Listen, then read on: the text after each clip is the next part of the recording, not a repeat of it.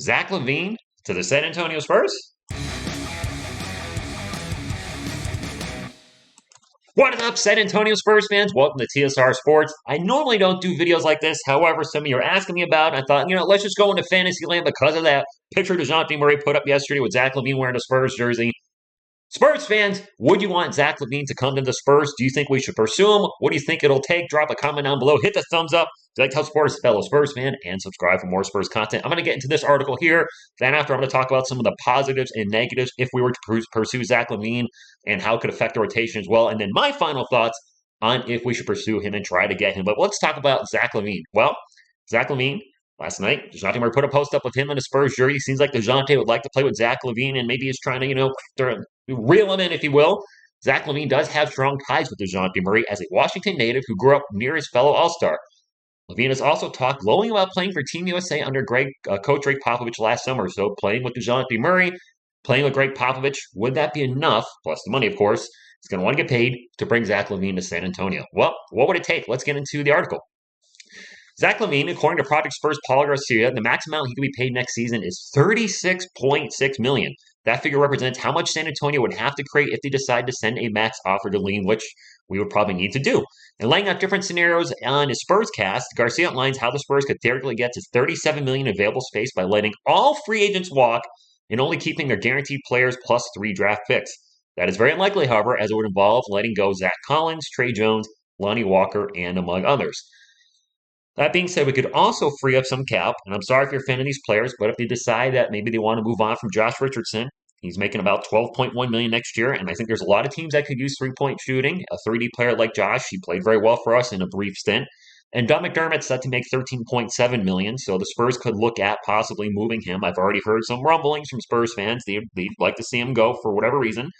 And that would free up about $26 million in cap plus what we already have if we don't, let's say, resign Lonnie Walker. So if they don't resign some players, they could easily, not easily, but probably get to that figure very likely. Let's move along further into the article and give my further analysis.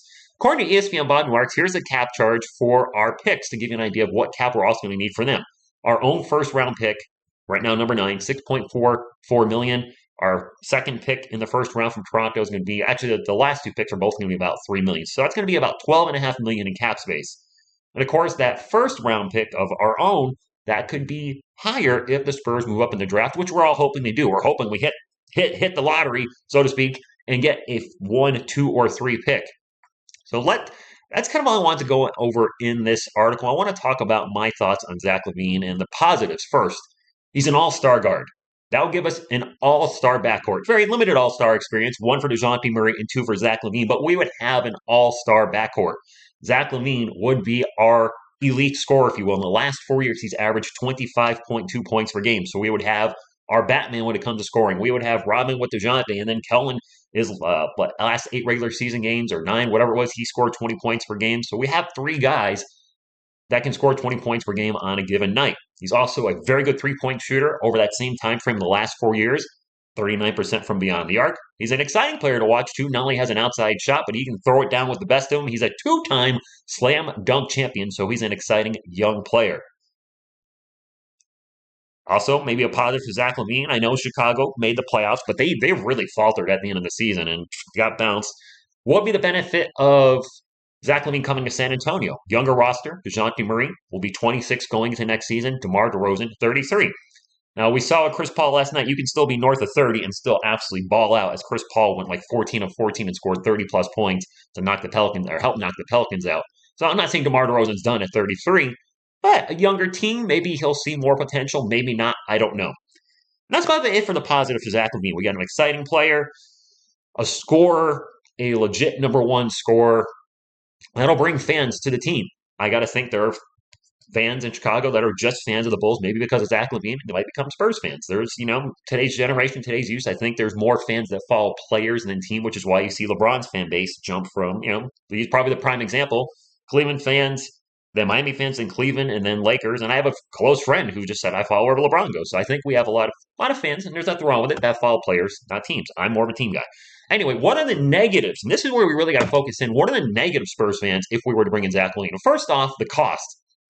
$36 million a year. That is a lot. And it would really come down to who and how many players would actually have to go to bring him in. Not only that, how does this affect re-signing players next season? We got to look at the bigger picture. Keldon Johnson, love him or hate him, his contract is his rookie contract, so he's getting paid. He's going to get paid from somebody, whether it's us or another team. His contract is up after the season. Jakob Poeltl, Turtle Power's contract up. If we want to keep them both, we're going to have to shell out more money than what they're getting right now. We got to be you got to be aware when you're bringing in a player that's commanding this much money. What about the rest of our guys? We saw this with the Lakers, and I'm not trying to continue to bash the Lakers, but they brought in Russell Westbrook, who carried a massive contract over $40 million, and they had to get rid of all their best guys that Alex Caruso, the KCPs, those type of players, and they had no money for. They had guys out there I've never heard of in starting at times this season, so they just really thinned out the roster.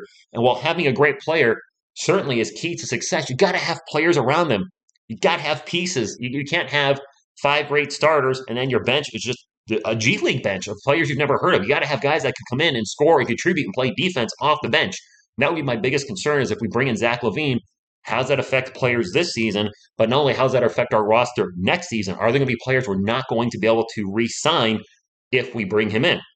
I also have some concerns with his injury history. He's missed a lot of time.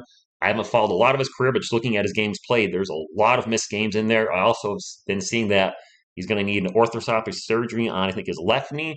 Doesn't appear to be serious, but that is something to factor in. Injuries. Is this a player? If he's getting closer to 30, is he going to keep missing a lot of time? Is he a player that's just always going to play 65 games a year and just pencil him in for 15 plus games missed? Hopefully not.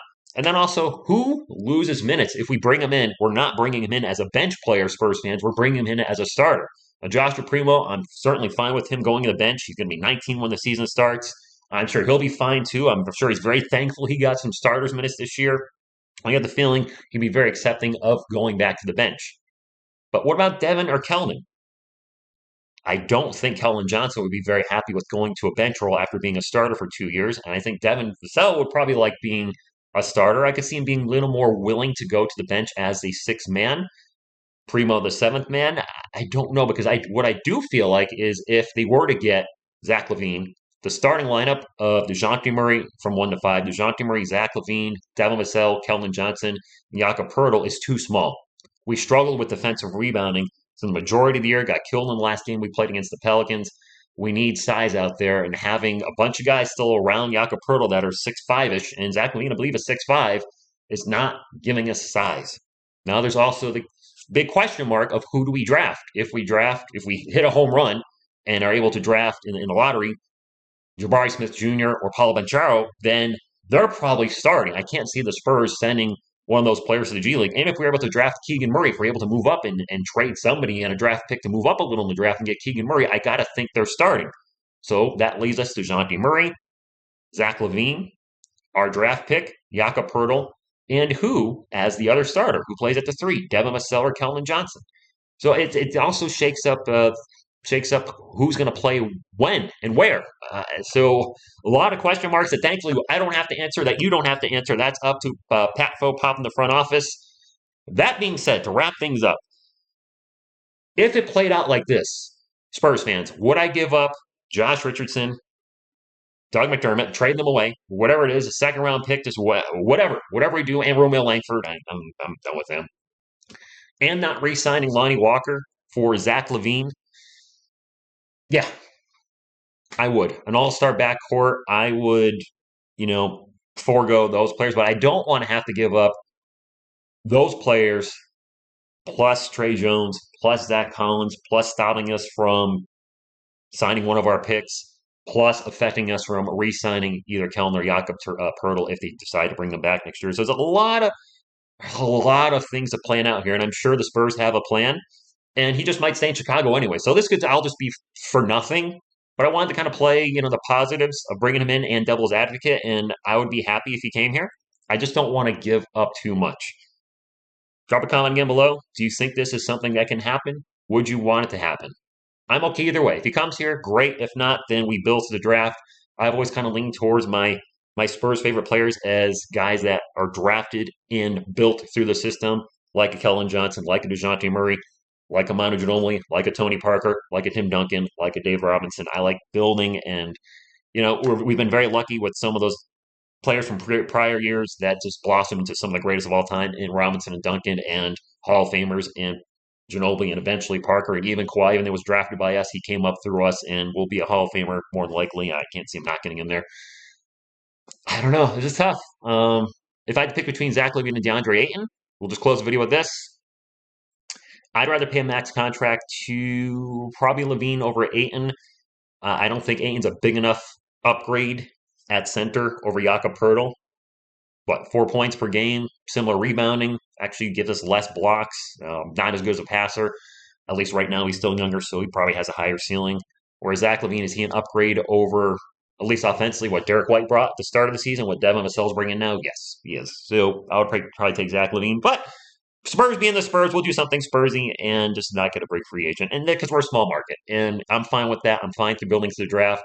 If we end up spending our money on draft picks and keeping the guys we have here, extending Keldon and Jakob, if they decide they want to keep them and extending them before the season starts, I'm cool with that too. No matter what happens, though, you guys know how it'll be. Whether Zach LaVine's a Spur or not, as always, it is Go Spurs Go!